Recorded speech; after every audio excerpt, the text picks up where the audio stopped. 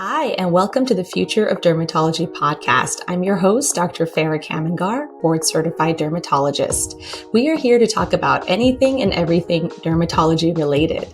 You'll hear from me and my guests who are dermatologists, physicians, experts, scientists, residents, and medical students in the field of dermatology. We publish weekly, so if you like what you hear, hit that subscribe button and show us some love, and thank you for joining us. Hello, today we have a very exciting talk. Our guest is Mitchell Hanson, medical student extraordinaire. He is a medical student at the Medical College of Georgia and has done amazing work in the past couple of years on research and has done some work with Karen Leslie at UCSF around MPOX, monkeypox, and advancing sexual history taking in dermatology, and a lot more things, actually. So I'm so happy to have Mitchell here to get into all of them. Thanks so much, Mitchell, for joining us. Thank you so much, Farah. I know we've been circling back and forth, so thank you for your patience with me as a medical student trying to figure out our schedules together.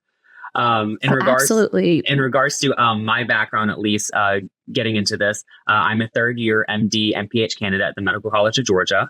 I connected with Dr. Karen Leslie through the UCSF Marcus Conan LGBTQ plus and HIV Health Research Fellowship. Very long name for saying I do a lot of research that has to deal with sexual and gender minorities. A lot of the research that we published thus far has been focused on people living with HIV and organ transplant, in which we did publish one paper recently in JAD about increased skin cancer risk among this population. And we're doing a more comprehensive study at retrospective chart review, looking at some of their dermatoses and other conditions on a time span over time. In regards to MPOX, I wrote up a editorial piece talking about taking a modernized sexual health history, especially in the field of dermatology. And something I'll mention later is that, I find it so important because one of the reasons I got into dermatology is because it deals with so much of public health and sexual health education, which I don't think people would really think about. Just in the original origins of dermatology, it actually connected to venereology, the study of STIs, and also syphiology, the study of syphilis. In regards to other things I do outside of this, I run several community grants for Impact Melanoma, where we're actually setting up sunscreen dispensers around our local city where our medical school is located. I help out with some other community projects, including our equality clinic for transgender patients without any health insurance receiving hormone therapy. And I do a lot of things on the side. I love Peloton. I'm a certified personal trainer. I do a little bit of art here and there, and I love video games, and I love hanging out with friends. So that's fantastic, Mitchell. You do so many great things, and we could talk about all of those for like 5 hours, and we really should, because you're so fantastic, and I just love hearing you talk, really. So come back on many podcasts. Absolutely. But today I'll try to force myself to focus on one or two topics at least. But you touch on such an important topic, which, as dermatologists, like you mentioned, our field started around sexually transmitted infections. And this is what dermatologists used to do. If you look at Instagram now, you're not going to think that's what we used to do, right? You're going to, there's a real misconception of like what we do and what we actually are. But over time, that art of that history taking has been lost. And it's, like you kind of mentioned in your article too, it's become more complicated too, right? The history taking. So I'd love for you to, if this is a topic that's so important and we really haven't touched upon it on this podcast. So I'm so excited that you're talking about this. But if you want to just give us a few pointers, like what should we be doing as everyday dermatologists just to start bringing these things back onto our differential diagnoses and then get comfortable again with asking about a more modernized sexual history, like you mentioned.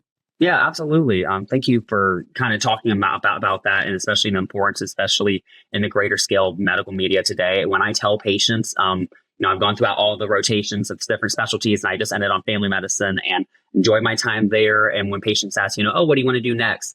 I'm like, dermatology. I'm doing my inpatient. I'm trying to do some good community health initiatives and public health education. And they go, oh, that's a sport for golfers. It gets very reduced down, I think, to such a view that it's something either vain or it's something either, just cosmetics, and dermatology is so much more than that. I know, at least I haven't applied yet, but they want you to express that you have interest in all different types of dermatology and show that you have a greater interest for the people that you serve. And that's one thing I definitely want to do with dermatology. And so when thinking about this piece, it was actually, I was wanting to write this piece up. It wasn't suggested by Kieran or anyone else. I more so just ask for permission. I said, hey, can I do a little bit of this? And he's like, sure, go for it. See what happens with it. In regards to taking a modernized sexual health history, I find it important that the first place to start with, especially with serving some of the populations that are most at risk for STIs and especially sexually transmitted diseases, is to make sure that from very start to very end of the visit, everyone is on the same page about respecting the patient and their boundaries and their identity. That starts with the front desk, that starts with the nurse or medical assistant, brings them back to the patient room, and then also ends with, who's the scheduler for their visit.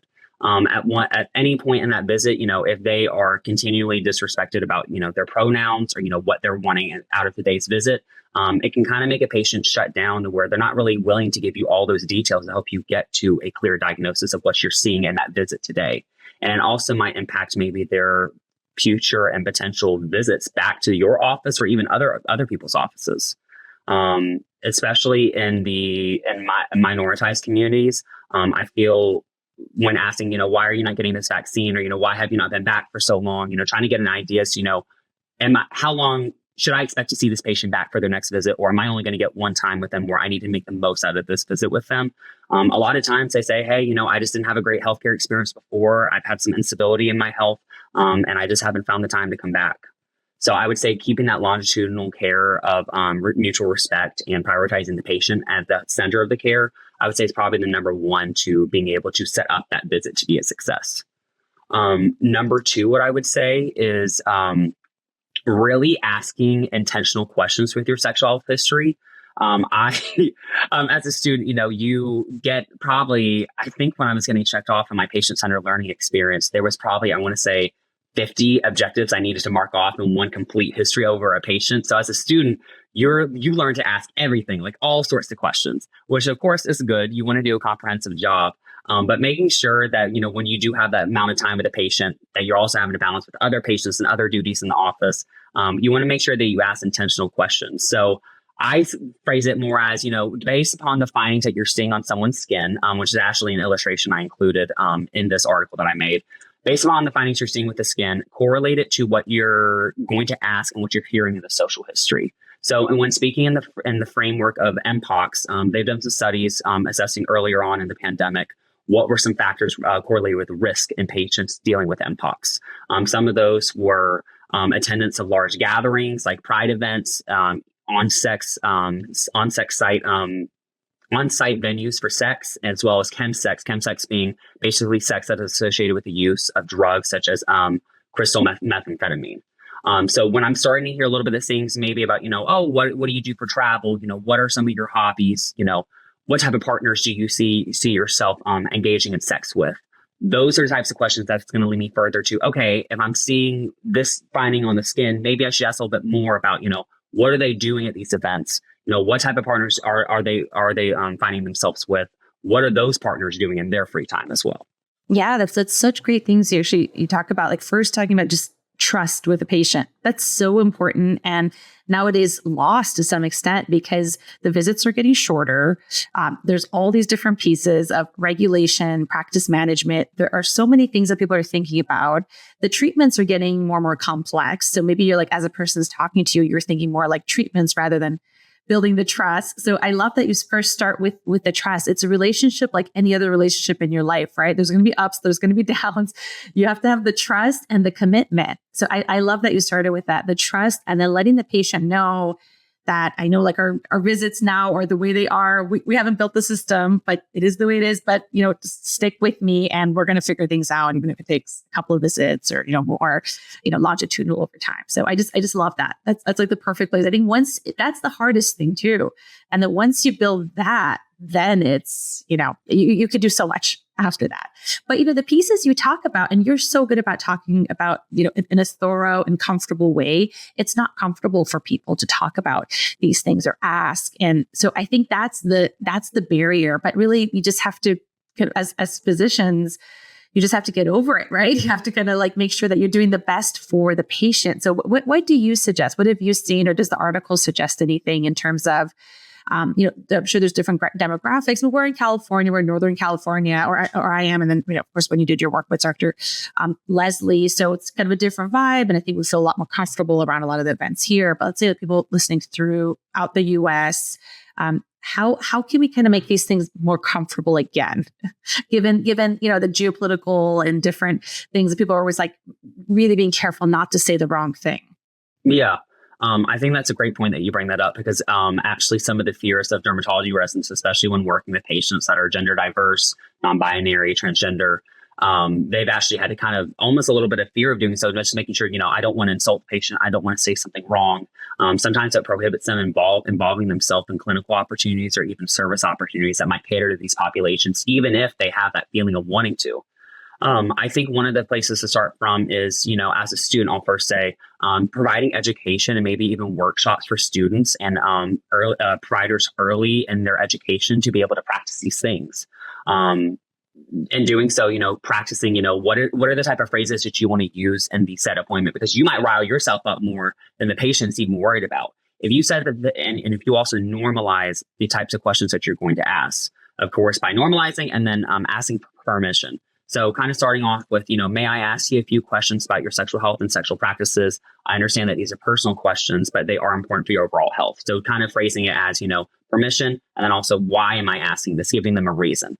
And then also, sometimes I also say with patients, we ask these questions to everyone. It's not just you, but everyone that we see in our patients, even if it's a visit that might not even be focused on sexual health at all. Just for provided doing a very thorough job, I started off that way to let them know they're not being targeted out. It is uniform and it's for everyone. And then also acknowledging that when you are taking some of these sexual health histories and even working with patients that might be sexual and gender minorities, acknowledging that sometimes you might slip up.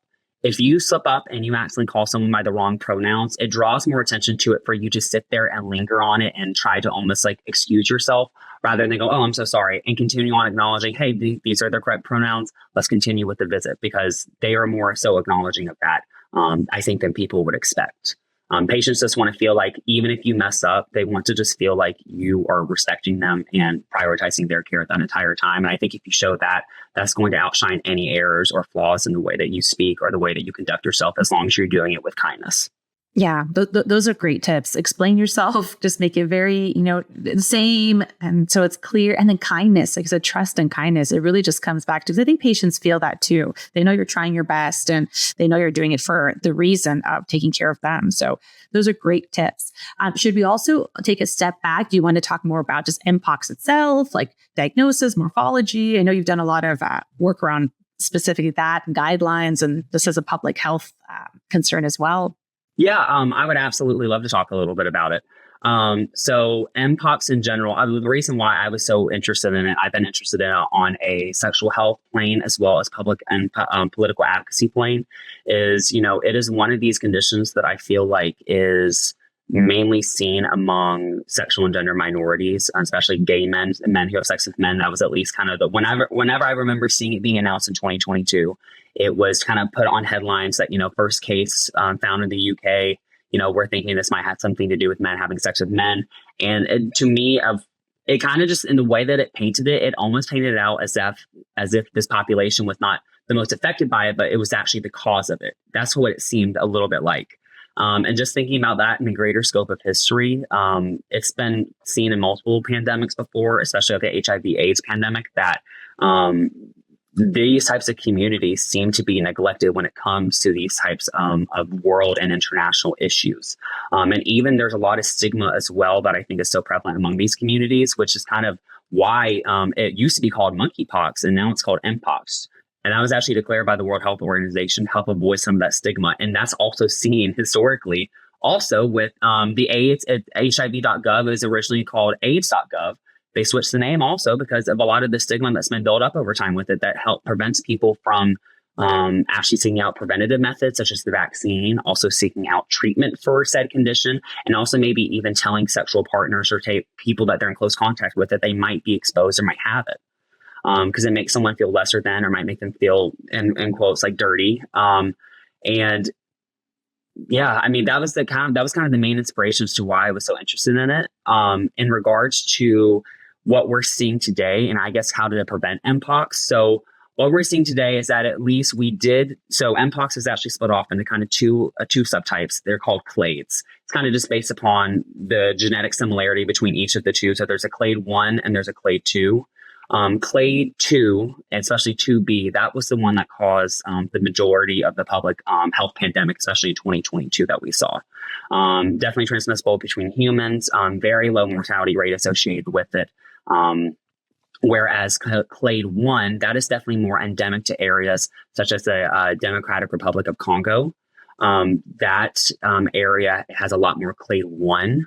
And historical, at least in studies have actually documented the virulence. So basically, how deadly this virus is, and also the mortality of clade 1B. It seems to be much more elevated than clade 2, especially in recent years. Let me see the results. So, compared from 2023 to April 2024, there was actually a higher mortality documented with clade 1, about 4.3 to 5.7% among all suspected and confirmed cases. And those were actually mainly among children and adolescents. Now, when we get into clade 1B, which is actually the new strain that they were kind of seeing recently with our first case documented in California, I believe back in September, this one was really drawing concern because it definitely it's a lot more transmissible between human beings rather than just some of that generic contact. So for MPOX, a lot of the contacts, it is transmissible mainly by direct contact and prolonged contact with other individuals. This can include skin to skin, mouth to mouth, face to face, kind of talking with someone for a prolonged period. It seems that it might be also linked with respiratory droplets. There's been one study kind of looking at prairie dogs as like an animal model for this, and kind of looking at when inoculating a few of them, so giving them the virus and kind of putting them in cages that are a little bit spread far apart. Clade 2 did not see any infection, whereas Clade 1 did see infection. Those other little prairie dogs that were in the other cage.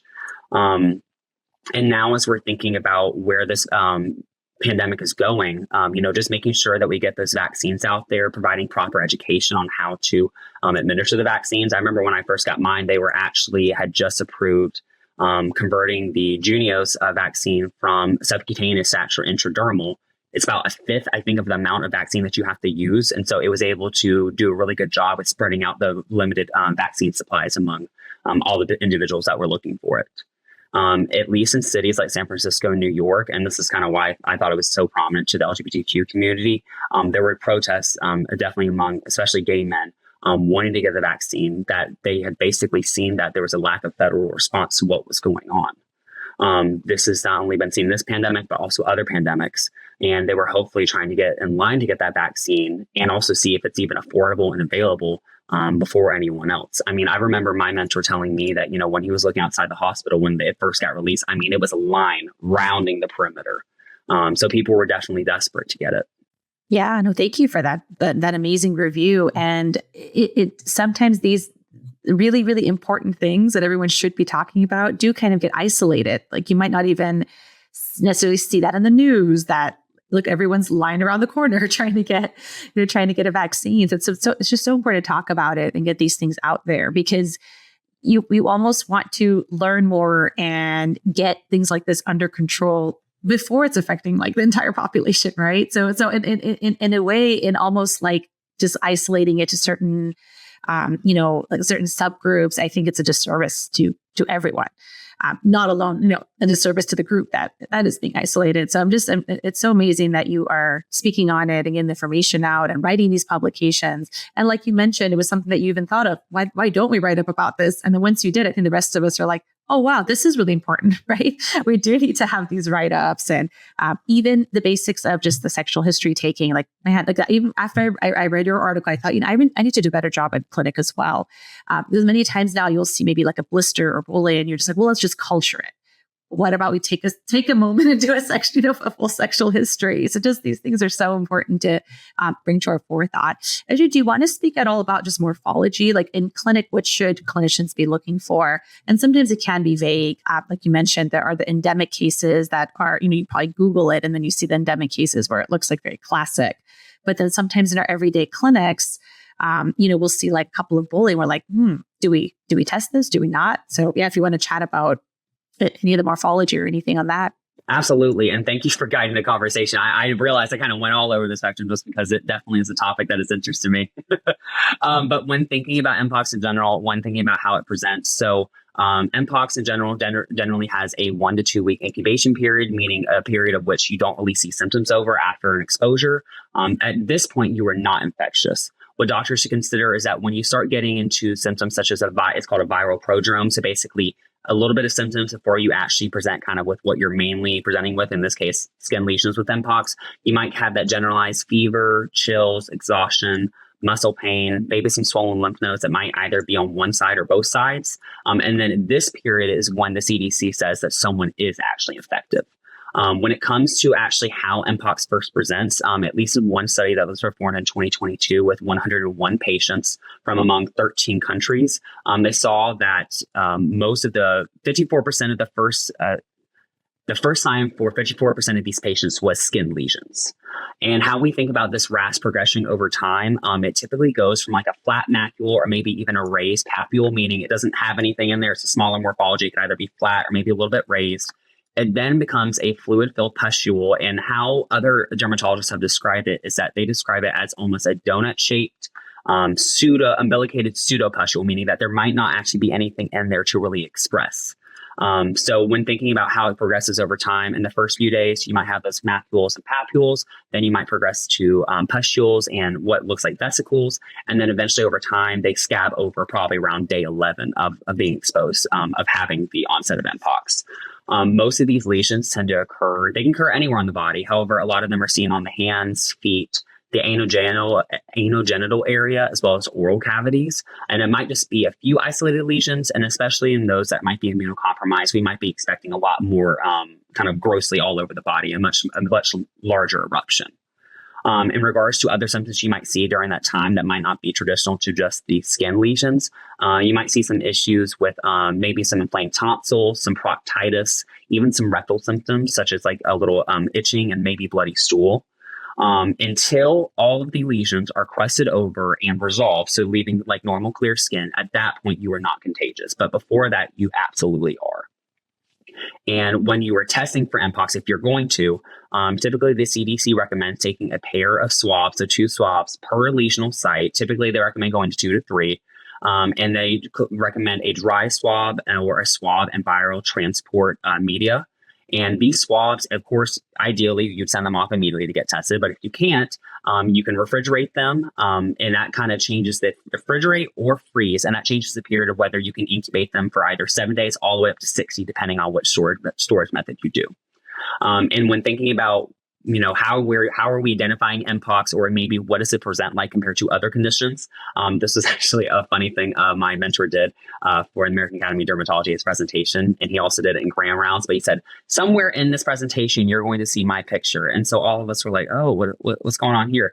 And so the first sets of pictures were all of these pictures of STIs and lesions, especially in anal, like genital areas and stuff like that. And so we were all like, is going on? And then at the very end, it's just a picture of his arm with a little vaccine. He goes, "There's my picture." At the very end, I love it. Love it. That shock factor. That's Kieran for you. I love it. I'm going to steal that. That's really good for presentation. And then when thinking about conditions that it can mimic, of course, conditions such as other things that present with vesicles that might go through that transition from macule, papule, vesicle all the way to just kind of scabbing over. We're thinking about chickenpox. In his presentation, also, we're thinking about those painless ulcers, chancre, from syphilis. We're also thinking about HSV. That's a lot more of those group vesicles on, they call it rose petal base. And so making sure that you are collecting that history and kind of parsing out maybe what that symptomology is for the patient might help you decide where to go forward with either testing or treatment. No, that's fantastic. Thank you so much for that thorough review. It's just a reminder to us to just have it on our thought process in clinic. And a lot of times, like, again, going back to the sexual history, it really adds differentials that you might not be thinking about. And sometimes it goes the other way. You diagnose something and then you go, okay, let's go back and do the sexual history. And that's happened to me many a times too in clinic. I remember one famous case of like, and that's the other thing to think about, it's not necessarily a specific subset or specific person. They should, because like you mentioned, it's just skin to skin contact. So it's the entire population is, who can get it. But I remember I had one elderly gentleman who was like, married with children and all of that as well. And, there's different kind of demographics that you might not be thinking about. So I think it's just so important to just keep reminding ourselves to stay dynamic and kind of thinking about testing and all that. And sometimes it's really not clear. Like you mentioned, there are some signs that are so non-specific, right? Like having just mild pruritus and then, like maybe mild fever. So just so important to continue to get a really good history and get an idea of kind of what's going on. So thank you for that full review. Now for a quick word from our sponsors. DermPub is the Journal of Innovative Dermatology. We are committed to promoting excellence in dermatologic care through the dissemination of cutting-edge knowledge and fostering collaboration among dermatologists, researchers, and industry professionals. We believe that by sharing innovative ideas and discoveries, we can collectively drive progress and improve patient outcomes. Contact the Future of Dermatology at gmail.com to learn more about DermPub. Want to be a sponsor of the Future of Dermatology podcast? We'd love to have your support. Contact the Future of Dermatology at gmail.com to learn more about getting your message in front of our audience. The Future of Dermatology is not just a podcast. It is a community of dermatologists who care deeply about your health. Have you ever wanted to produce your own podcast? OMG Media Outlet has all the tools and talents necessary to produce and promote your very own podcast, from recording to editing to publishing to promoting. They enable you and your podcast to shine while they do all the work. Contact Steph at omgmediaoutlet.com today to learn more. I'd love to hear about all the other things you're doing, but I just want to make sure, did we miss anything on MPOX before I go totally in a different direction? Anything with the CDC or any specific guidelines that we didn't touch upon? I think you did a very thorough, because I want to ask you about your art and everything else you're doing, but I just wanted to make sure we didn't leave any pearls here unmentioned. Maybe one other thing that I would like to mention is that I'm a very big proponent for immunizations and vaccines. It's something that I'll kind of mention later that I've been trying to do with our student-run clinics here, just because I think it's such an easy way to intervene in the general health of our population. And we're thinking about MPOX. They have the Junios vaccine. They have another one, but I don't think it's as used as this one is. You either can do 2 doses, either subcutaneous, so a little bit deeper under skin, or intradermal, at least doing them 4 weeks apart. It really should only be administered in people that actually have risk factors potentially for developing MPOX, such as a known recent exposure. If you identify, especially in like the LGBTQ plus community, and have had recent sexual contacts with either an STI or either greater than 2 sexual partners over a certain time period, any occupational risk factors, such as like working in a lab or maybe traveling to countries where the pandemic and endemic is continuing forth. And if you expect that you might have sexual contact with someone there, it might be wise to get it. At least at this time, a booster is not currently recommended unless you have a prolonged occupational exposure. At least if you are exposed to MPOX, they recommend that you try to get the vaccine within 4 days of exposure. If you don't have any symptoms, you can get it up to 14 days after that exposure with that said individual. And at least at this time, if you've had MPOX, they currently do not recommend you getting a vaccine afterwards. It's just said, it's a very low likelihood that you would ever get it again. However, if you do get it, it would probably be very minimal in what it would present as with symptomology. And the other few things I think is very important that I think we as medical students, I wish we would get more education and focus on, is talking about insurance, prior authorizations, how patients actually have the resources to access these treatments that we prescribe to them and recommend. I want to say at least the Centers for Medicaid and Medicare, they report that at least all Medicaid and children's health insurance programs should be able to cover this. Medicare Part D is definitely able to cover it, and Part B, I think, states that they're able to cover post-exposure treatment. And since now MPOX is now on the CDC immunization schedule, it's now requiring all private and commercial insurances to cover it by 2025. So hopefully we'll be able to see it more readily available to everyone, and then people being able to have a better idea as to where to access it. HIV.gov has a good website. It's called greaterthan.org, and you're able to look up /campaign/MPOX, and it actually is able to show you STI clinics in your area and even public health departments to where maybe you could even get that vaccine administered. That was the only other thing I wanted to say on it, just because I hope people are getting vaccinated. That's so important. Absolutely. No, thank you for mentioning that. And we'll include some of those links below on the show notes as well. That's probably the most important part of all of it is where you can access.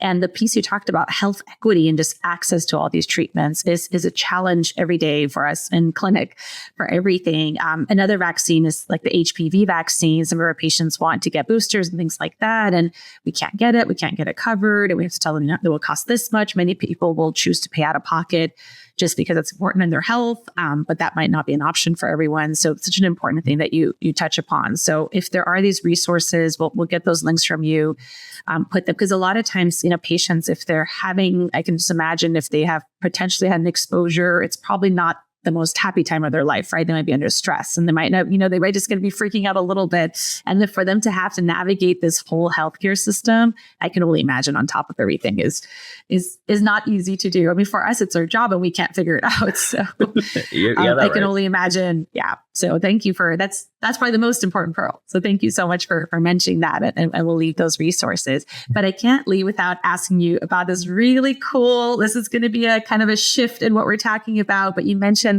all the amazing work you're doing around art and dermatology. And then I mentioned our June meeting coming up with SF Derm. We're trying to incorporate more art and music. We tried to do it a little bit with last year's meeting with dermatology in media, because there's so much in the way dermatology is portrayed in movies. We had one of our colleagues, Dr. Villarice, that does a lot about, like moles in the wrong place or scars are always, seen with evil characters. So you talked about a lot with that. And then there's so much in art. So I love that you work on this. So yeah, tell us about what you're doing with the AAD project, and then hopefully we can get you in June to bring some of this into our love to help meeting. out. I want to see myself over there. So at least with the AAD, I'm one of the student fellows for their expert resource group on sexual, gender, diverse health. What I kind of talking with some of the people that run the organization, I talked about, we are heading towards a time in dermatology to where it's so important to think about where the field is headed as a whole.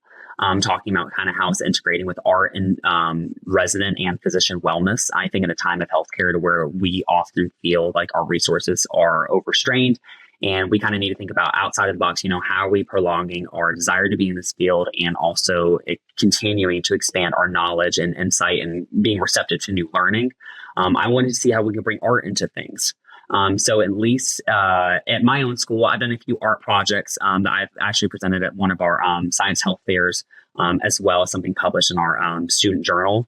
I wanted to do that on a larger scale with AAD to where hopefully after our meeting throughout the day at the mixer in the evening time with a few organizations that kind of have united purposes with ours, hopefully I will be able to curate a collection of art, hopefully with local artists as well as some medical students, residents and dermatologists. And this can be art all related either to identity expression, skin and dermatology in general. It can be histopathology. I wanted to basically leave it open to whatever anyone interprets as art or their outlet for expressing themselves, even including poetry.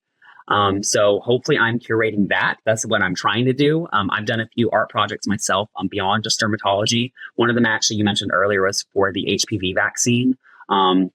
During my time at a rural site for, at least in Georgia, a rural site for pediatrics, one of the things that seemed to be a challenge during patient appointments was talking about the HPV vaccine.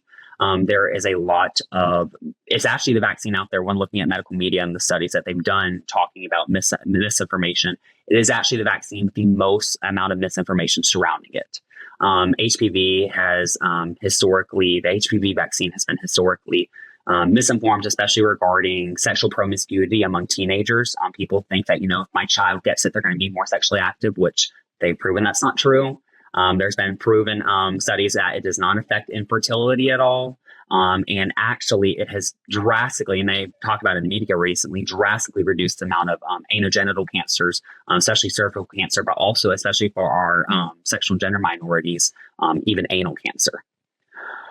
So I actually use some of my own illustrations to address some of those things and actually have a patient handout for them that we're hopefully going to get translated into Spanish soon, that I use among that clinic and I also use for some of our free student health clinics.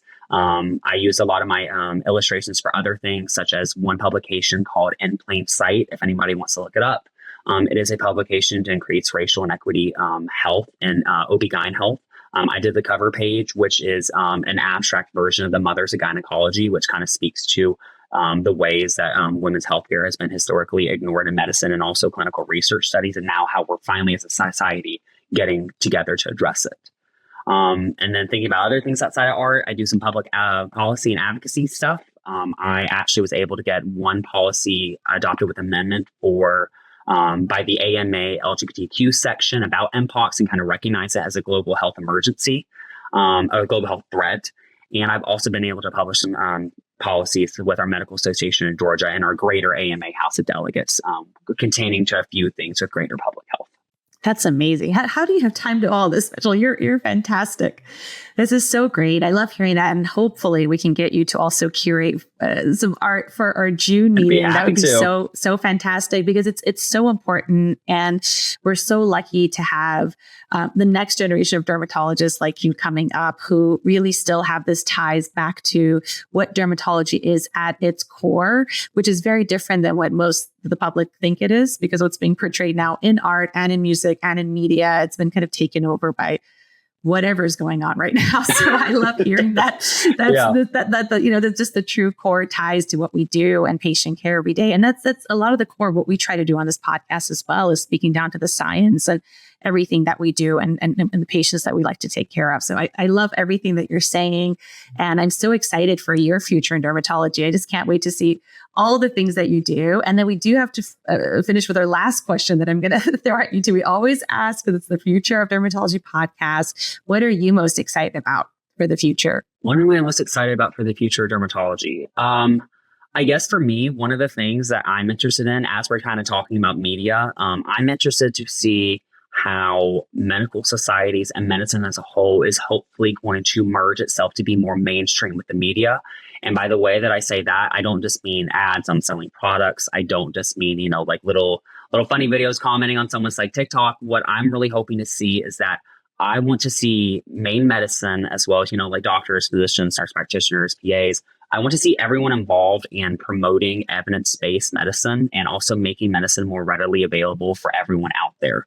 One of the things, I haven't started it yet. I want to start it when I have time for myself. And I also make sure that I'm doing everything evidence-based and doing everything clearly and safely, especially after talking with a few dermatologists that are my mentors about wanting to pursue medical media with public health, but really making research and clinical guidelines usable for our general patient population. So, for example, with talking about HPV vaccine, I have had multiple appointments where patients go, what is HPV? I was like, oh, let's start there. Let's start there before we even go any further.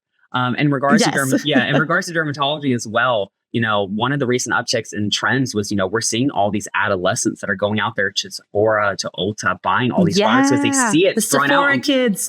The Sephora kids, yes. And then all these online trends, about, oh, you should do this for your skin. Like I've heard beef tallow was one recent thing that's been very popular, maybe for treating acne.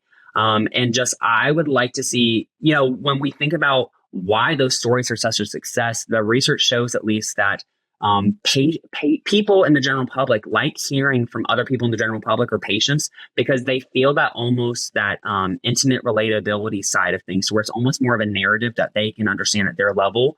Whereas, healthcare providers, that might almost seem a little bit attached to them because, we're trying to promote the facts. But, one thing, at least as a medical student, I've even been commented on, hey, make sure you're talking at the patient level is, let's make all this information readily usable to who we're talking to. I'm not talking at them, I'm talking with them. So I'm going to be excited to see maybe how, CDC, I've done an internship there and I really loved kind of how they reach out to the general population.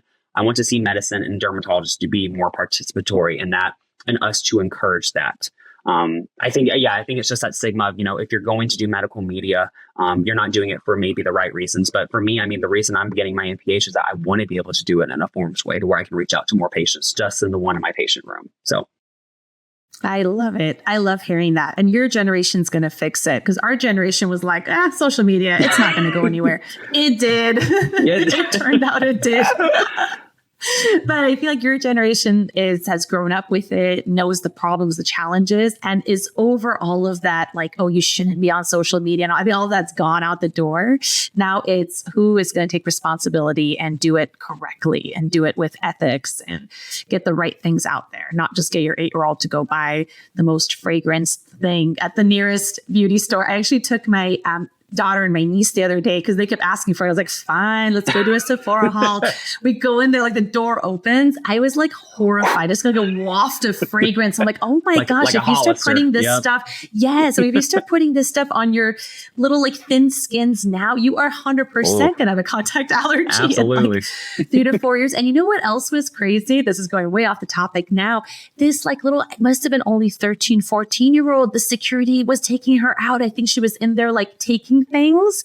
And I was like, oh my God, has this gone to that level where like, you know, maybe her mom is, I mean, I'm doing this whole narrative around it. Who knows what was happening? But I'm like, her mom said no, but she has to, you know, keep up with her friends. And I built this whole story around this 14-year-old child. But I was just like, okay, that's, you know, this is going nowhere good. Contact allergy and stealing. This is not where the beauty industry should be going. But I also, before we end, also, I just want to thank you. And I mean, I would say, of course, you know, your generation kind of ignored it or whatever. I would more so pose that you are addressing it yourself, even having a podcast like this. It feels nice that as like it feels like you're wanting to engage with colleagues, and even I would like to say like future colleagues as medical students. You're allowing us to be a part of the conversation and doing it in an evidence-based way to where you're talking to us and you're interacting with us like future colleagues. So I just want to say thank you for what this podcast plays and the greater scheme of medicine and our like medical education and what you're doing to promote that. Oh, thank you so much. Yeah, we love seeing the journeys. Like I was like, and we're going to love seeing what you do this year through application process.